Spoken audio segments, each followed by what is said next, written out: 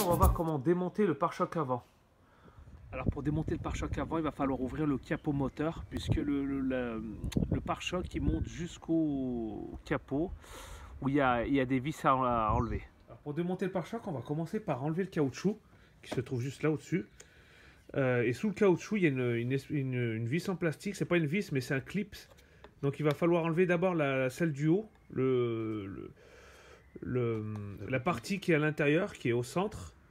Et ensuite, on va pouvoir la déclipser en entière.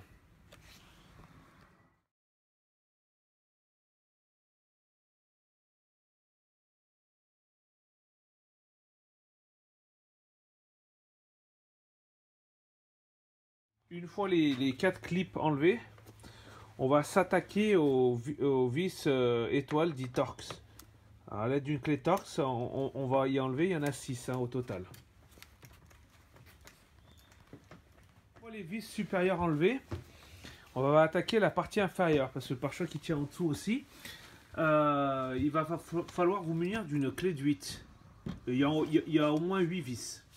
Ensuite, on va passer par le passage de roue. Il y a 3 vis de 8 à l'intérieur qu'il va falloir enlever.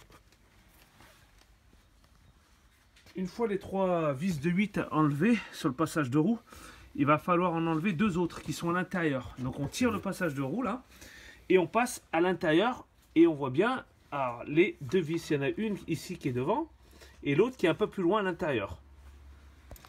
Et pareil, c'est une clé de 8 qu'il faudra. Les 2 vis enlevées à l'intérieur du passage de roue.